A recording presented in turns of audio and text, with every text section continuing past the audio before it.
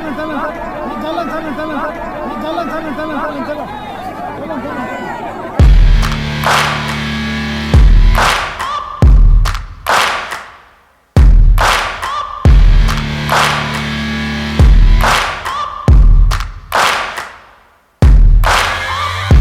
for greatness in a sea of the dying and shameless, a sea of the... Sebelum menyaksikan video ini, pastikan bosku jangan lupa subscribe. Karena subscribe itu gratis plus bonus tonton video terbaru setiap harinya. Jangan lupa ya. Nah, kalau melihat dinamika politik saat ini, pada tahun 2024 berarti ada 4 kandidat calon presiden dan juga calon wakil presiden. Nah, seperti kita ketahui, yang pertama kali yaitu mendeklarasikan dukungan kepada Anies Baswedan adalah dari Nasdem, PKS, dan juga Demokrat. Kita ketahui juga ada koalisi yaitu Gerindra dan PKB, dan bahkan juga KIB, Golkar, PAN, dan P3, dan satunya lagi PDIP. Kalau kemungkinan formasinya seperti itu pasti akan rame pada tahun 2024. Maksudnya rame konsentrasi politik, yaitu bakal ada 4 kandidat calon presiden dan calon wakil presiden. Ini merupakan surprise yang sangat luar biasa. Tetapi yang uniknya lagi yaitu manuver dari Pak Surya Paloh ini dari Nasdem, di mana sudahlah mencukupi presidential threshold-nya 20%. Tetapi manuver Pak Surya Paloh ini sangat mengejutkan sekali ya, terutama bagi PKS dan juga Demokrat. Dan bahkan juga Anies saat ini kemungkinan masih dagdikdukser. Karena apa? Karena pada saat mendeklarasikan capres dari PKS itu tidak ada satu perwakilan dari Nasdem, tidak ada di situ. Dan sekarang ini dikejutkan dengan kabar yang kemarin ada perwakilan Nasdem yaitu menemui di Sekber, Sekretaris Bersama Gerindra dan PKB. Itu bersamaan dengan Surya Paloh menemui Presiden Joko Widodo. Sekarang ini ada berita yang menurut saya juga tak kalah mengejutkannya. Belum temui Demokrat dan PKS Surya Paloh, Golkar prioritas bagi kami. Dan saat ini pada 1 Februari Nasdem, yaitu Ketua Umum Nasdem Surya Paloh menemui Golkar. Dan bahkan besok katanya sih mengasih kode yaitu akan bertemu dengan Ketua Umum PDIP. Kira-kira ini maksudnya apa? Ini bahkan juga ditanggapi oleh Bang Nalar, mulai cair. Bagaimana perasaan Anies? Ya kalau udah capek-capek keliling tahu-tahunya nggak jadi capres. Ya memang sih move on itu sangat berat sekali ya. Apalagi Nasdem diketahui selama di 2 periode kepemimpinan Presiden Joko Widodo menjadi koalisi pemerintahan. Artinya dia tidak pernah lah melakukan hubungan yang intens dengan Demokrat dan PKS. Apakah ini Nasdem belum move on ya, terutama Pak Surya Paloh? Karena memang kelihatan sangat akrab sekali lah dengan koalisi pemerintahan. Karena memang koalisi pemerintahan saat ini merupakan koalisi pemerintahan yang sangat solid sekali. Terlihat begitu akrab. Bahkan Pak Surya Paloh dengan Gerindra, Pak Surya Paloh dengan Airlangga, PKB, dan bahkan Ibu Megawati juga sangat akrab sekali. Apakah ini Pak Surya Paloh akan berubah pikiran ya? Itu juga masih opini yang berkembang di publik seperti itu. Memang opini ya macam-macam lah. Apalagi juga pendaftaran calon presiden dan calon wakil presiden masih lama, yakni bulan Oktober 2023. Jadi koalisi-koalisi masih bisa berkembang dan bahkan juga bisa gagal. Koalisi-koalisi yang sudah terbentuk hari ini, dan bahkan juga nama Anies yang sudah deklarasikan menjadi capres juga bisa gagal. Kita masih ingatlah Mahfud MD pada saat itu, yaitu juga dikadang-kadang mendampingi Presiden Joko Widodo. Tiba-tiba detik-detik terakhir, yaitu pada saat pendaftaran di KPU, ternyata diganti oleh Kiai Haji Ma'ruf Amin. Memang terjadinya itu last minute lah. Jadi memang sangat susah sekali ditebak. Dan bahkan juga ada pengamat politik, yaitu di sini Nasdem absen saat PKS nyatakan dukungan ke Anies. Pengamat koalisi tersebut belum solid. Bahkan juga ada pengamat politik menyebut ketidakhadiran Nasdem pada saat PKS menyatakan dukungan ke Anies. Menurutnya koalisi tersebut belum solid. Memang sih kalau kita koalisi tersebut ya sudah mendeklarasikan capres, ya kita harus penandatangan MOU-nya macam-macam lah. Jadi nggak seperti ini. Masih sangat panjang sekali juga penentukan cawapresnya siapa. Apalagi juga saat ini PKS dan Demokrat juga masih kekeh lah mengajukan masing-masing cawapresnya. Apalagi kayaknya sih Nasdem dan PKS ya kayaknya opini saya tidak tidak setuju lah jika AHY mendampingi Anies Baswedan. Tapi nggak tahu lagi besok. Dari sini coba kita lihat komentar-komentarnya. Kira-kira bagaimana ya komentar-komentarnya di sini? Nggak apa-apa, kan bisa jadi gelandangan politik. Penampakan Menteri Nasdem senyum terpesona. Gak akan ada celah buat Anies, semua akan balik badan. Ya paling tidak pernah diajak keliling-keliling naik jet, diteriaki presiden-presiden sama masa bayaran. Gak semua orang bisa loh seperti itu. Mr. Surya Paloh cukup pintar dan lihai. Ingat, saat awal Nasdem pertama kali adalah ormas, sambil nunggu respon umum. Hasil bagus baru wacana parpol dimaksimalkan. Pak Bewok buntutnya udah keinjak. Ya seperti itulah. Bahkan ini juga ditanggapi oleh penjajah abadi, capres abadi. Sepertinya bakal ada yang ditinggal pas lagi sayang-sayangnya. Janji nggak masuk RSC ya kalau ditinggal. Ya oke lah. Semoga saja pada Pilpres 2024 nanti bisa ada calon presiden yang bisa meneruskan program-program Presiden Joko Widodo, dan siapapun presidennya bisa mensejahterakan masyarakat Indonesia dan membuat Indonesia lebih maju tentunya. Untuk lebih lengkapnya simak berita berikut ini, Good News Indonesia. Ketua Umum Partai Nasdem Surya Paloh diketahui bertemu dengan Presiden Joko Widodo pada Kamis 26 Januari 2023 sore lalu. Surya Paloh menuturkan bahwa penerimaan Jokowi di Istana Negara saat itu, suasana penerimaan cukup terasa baik. Hal ini disampaikan oleh Surya Paloh dalam konferensi pers usai bertemu dengan Ketua Umum Partai Golkar, Airlangga Hartarto. Pertemuan itu dilakukan di gedung DPP Partai Golkar Selipi, Jakarta Barat. Bahwasannya, pertemuan dengan Bapak Presiden Jokowi itu ada dalam waktu yang relatif seperti biasanya. Cukup panjang kalau menurut saya untuk waktu seorang Bapak Presiden, lebih dari 1 jam 20 menit, ujar Surya Paloh pada Rabu 1 Februari 2023. Dia juga mengatakan tidak ada perubahan suasana yang dirasakan. Ketika disinggung perihal adalah suruhan dari Presiden Joko Widodo untuk dirinya bertemu dengan Partai Golkar, Surya Paloh turut memberikan jawaban. Saya tidak melihat ada perubahan. Suasana penerimaan baik dalam apa saja yang saya pahami. Dalam pemahaman komunikasi ya, yang biasanya terjadi katanya. Jadi, ini ada perintah Pak Jokowi enggak supaya ketemu dengan Golkar. Secara lisan enggak ada. Saya nggak tahu suasana batin beliau tunjuknya. Hanya saja sepengetahuannya baik dirinya, Presiden Jokowi maupun Ketua Umum Partai Golkar Airlangga Hartarto bersama partai-partai koalisi pemerintahan lebih memprioritaskan suasana yang kondusif. Kepentingan masyarakat umum harus diutamakan. Bagaimana kita memprioritaskan kepentingan publik yang merindukan pemerintah yang kuat, tapi tetap menjaga empati, nurani publik yang terjaga untuk sesuatu keadaan seperti ini. Saya pikir itu yang mau kita capai.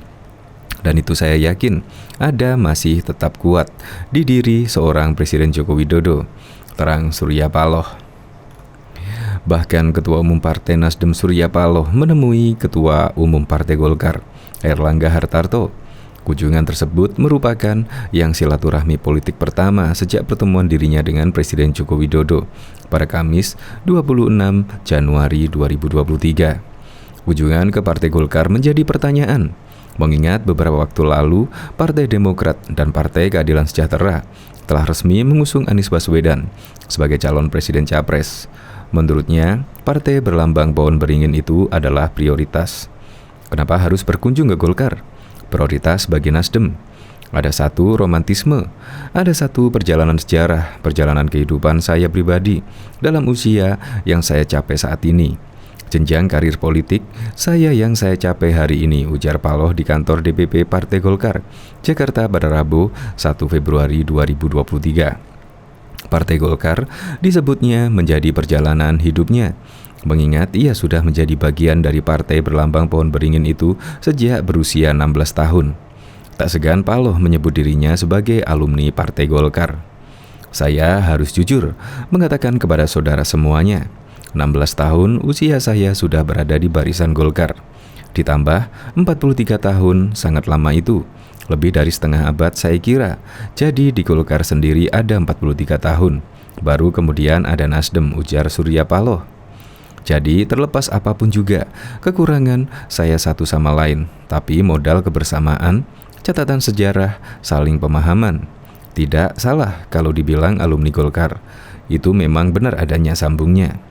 Terkait belum berkunjungnya dia ke Partai Demokrat dan PKS usai pengusungan Anies sebagai capres, Paloh menjawab bahwa rencana kerjasama ketiganya merupakan sesuatu yang baru terjadi. Kenapa tidak berkunjung ke yang lain, Partai Demokrat dan PKS? Yang lain kita memang baru mencoba ya, baru mencoba. Apakah perlu? Akan mungkin bergabung dengan KIB? Ya, sama-sama mungkin, tegas Paloh. Mungkin KIB juga bergabung dengan Nasdem kan? Jadi probability, kemungkinan itu masih terbuka, sambungnya lagi. Ketua Umum Partai Nasdem Surya Paloh menyatakan pihaknya akan membuka komunikasi ke berbagai partai politik termasuk dengan Partai Demokrasi Indonesia Perjuangan PDIP. Paloh menyebut akan lebih dulu membuat kode-kode ke PDIP dan sama-sama mengatur jadwal. Saya pikir keinginan untuk itu sih ada saja. Tinggal atur saja, kita kasih kode-kode dulu, kata Surya Paloh usai pertemuan dengan Golkar pada Rabu 1 Februari 2023. Surya Paloh mengatakan akan lebih dulu mencari tahu waktu Ketua Umum PDIP Megawati Soekarno Putri, bagaimana, kapan Bu Mega, ada waktu yang baik, kata dia. Ia berharap PDIP juga memiliki suasana kebatinan dan penerimaan yang sama terkait rencana pertemuan kedua partai. Mudah-mudahan suasana kebatinan sama. Harapan penerimaan sama. Jadi jelas ada dong, ucap dia. Sementara itu, Surya Paloh telah bertemu dengan Ketua DPP PDIP Puan Maharani pada Agustus 2022. Puan mengaku ditugaskan oleh Ketua Umum PDIP Soekarno Putri Megawati. Sesuai penugasan Rakernas, Ketua DPR ditugaskan oleh Ibu Ketua Umum untuk melakukan silaturahmi ke semua partai politik, kata Puan di Nasdem Tower Gondang Dia, Jakarta Pusat pada Senin 22 Agustus 2022 lalu. Sedangkan Surya Paloh mengatakan pertemuan tersebut merupakan pertemuan awal. Saya dan Mbak Puan tadi mempunyai satu pemikiran dan kesamaan untuk mengambil kesimpulan pertemuan ini sebagai pertemuan awal yang akan bisa diharapkan untuk ditindaklanjuti dari pertemuan-pertemuan berikutnya yang tidak terbatas untuk tahun ini saja untuk ke depan, kata Paloh. Ketua Umum Partai Nasdem Surya Paloh mengatakan pihaknya mengajak Koalisi Indonesia Baru KIB yang terdiri dari Partai Golkar, P3, dan PAN untuk bersama merapat ke Koalisi Perubahan. Hal tersebut disampaikan Surya Paloh usai menggelar pertemuan dengan Ketua Umum Partai Golkar Airlangga Hartarto di kantor DPP Golkar Selipi, Jakarta Barat pada Rabu 1 Februari 2023. Menurut Paloh, semua kemungkinan ada untuk saling merapat ke koalisi. Sama-sama mungkin koalisi, mungkin juga KIB bergabung ke Nasdem, kata Paloh ke markas DPP Partai Golkar. Lebih lanjut, dia menjelaskan alasan Nasdem justru mendatangi Partai Golkar lebih dulu daripada ke markas rekan calon koalisi yakni Demokrat dan PKS. Menurutnya, Golkar adalah partai prioritas. Kenapa Golkar prioritas bagi Nasdem? Ada suatu romantisme, suatu perjalanan, saya pribadi, modal kebersamaan, catatan sejarah, kata Surya Paloh. Sementara itu, Airlangga Hartarto menyatakan bahwa pertemuan dengan Surya Paloh sudah sering dilakukan.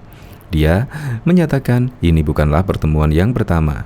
Ini bukan pertama, sudah berkali-kali di antara pertemuan itu kami sering berkomunikasi, kata Airlangga. Ketua Umum Partai Nasdem Surya Paloh angkat bicara soal kabar Menteri Nasdem akan terkena perombakan kabinet. Paloh menyebut semua hal menjelang tahun politik memang multitafsir, termasuk soal isu reshuffle yang dikaitkan dengan pertemuannya bersama Presiden Joko Widodo beberapa waktu lalu. Ya, dalam suasana menjelang pemilu memang multitafsir. Bisa menjadi di mana saja, kapan saja, oleh siapa saja.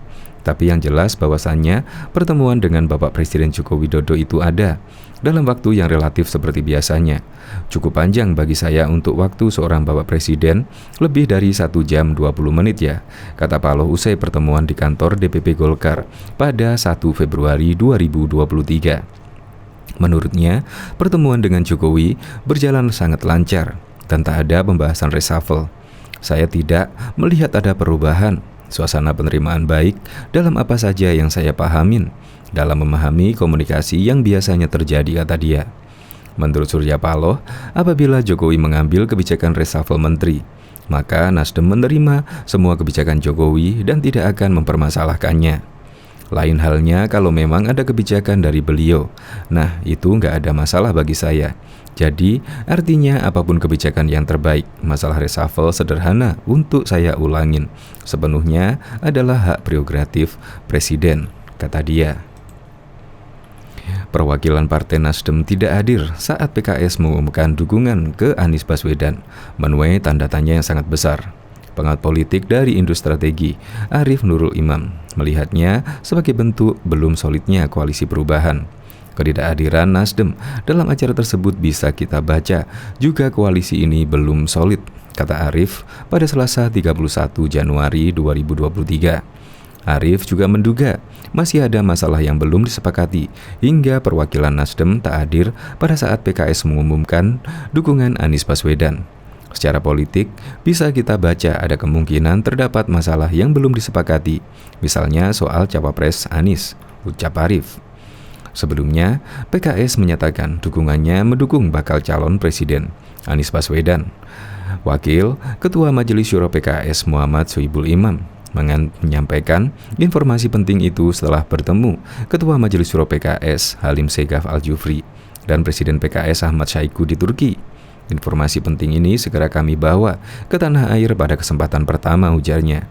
Dalam konferensi pers tersebut, tampak Wakil Ketua Majelis Syuro PKS Muhammad Sohibul Imam, perwakilan tim kecil Anies Baswedan, Sudirman Said dan Sekjen Partai Demokrat Teuku Rifki Harsya. Sementara perwakilan tim kecil dari Partai Nasdem tidak tampak dalam acara tersebut. Bahkan diketahui lembaga survei Carta Politika baru saja merilis hasil surveinya tentang elektabilitas partai politik jelang pemilihan umum pemilu 2024. Tercatat elektabilitas Partai Nasdem mengalami tren penurunan, yakni hanya memperoleh suara di angka 4,3%. Angka tersebut terpaut sangat jauh dari PDI Perjuangan yang berada di posisi puncak elektabilitas parpol dengan suara 23,5%. Di bawah PDIP ada Partai Gerindra dengan angka 13,7%. Kemudian disusul oleh Partai Golkar di urutan ketiga dengan angka 9%.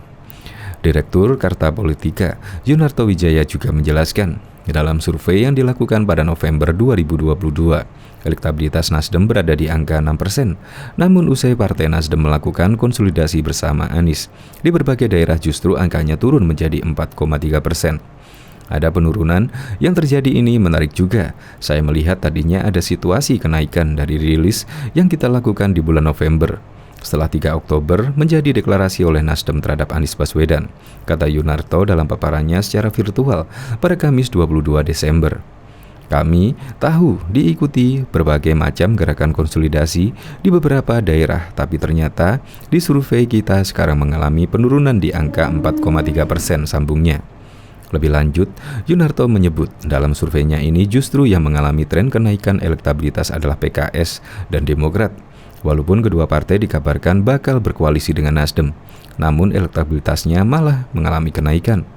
Jadi, pertanyaan bahan diskusi kenapa mengalami penurunan dan menarik dan mengapa PKS dan Demokrat walaupun belum melakukan deklarasi dan belum melakukan konsolidasi dengan keliling-keliling dengan Anies Baswedan, tetapi terus mengalami kenaikan. Imbuhnya. Sebagai informasi, survei Carta Politika ini diselenggarakan pada 8 hingga 16 Desember 2022. Populasi survei ini adalah seluruh warga negara Indonesia yang punya hak pilih dalam pemilihan umum, yakni mereka yang sudah berusia 17 tahun atau lebih. Survei menggunakan metode wawancara tatap muka dan sebaran responden mencapai 34 kabupaten kota di seluruh Indonesia. Survei ini menggunakan metode multi-stage random sampling dengan melibatkan 1.220 responden, sementara margin of error dengan urusan sampel tersebut adalah 2,82%. Bahkan Ketua Umum Partai Nasdem Surya Paloh diketahui bertemu dengan Presiden Joko Widodo pada Kamis 26 Januari sore lalu. Surya Paloh menuturkan bahwa penerimaan Jokowi di Istana Negara saat itu, suasana penerimaan terasa baik. Hal ini disampaikan oleh Surya Paloh sendiri dalam konferensi pers usai bertemu dengan Ketua Umum Partai Golkar Airlangga Hartarto. Pertemuan yang dilakukan di gedung DPP Partai Golkar Slipi, Jakarta Barat. Bahwasannya pertemuan dengan Bapak Presiden Joko Widodo itu ada dalam waktu yang relatif seperti biasanya. Cukup panjang kalau menurut saya. Untuk waktu, seorang Bapak Presiden lebih dari 1 jam 20 menit, ujar Surya Paloh. Dia juga mengatakan tidak ada perubahan suasana yang dirasakan ketika disinggung perihal adanya suruhan dari Presiden Joko Widodo untuk dirinya bertemu dengan Partai Golkar. Surya Paloh turut memberikan jawabannya.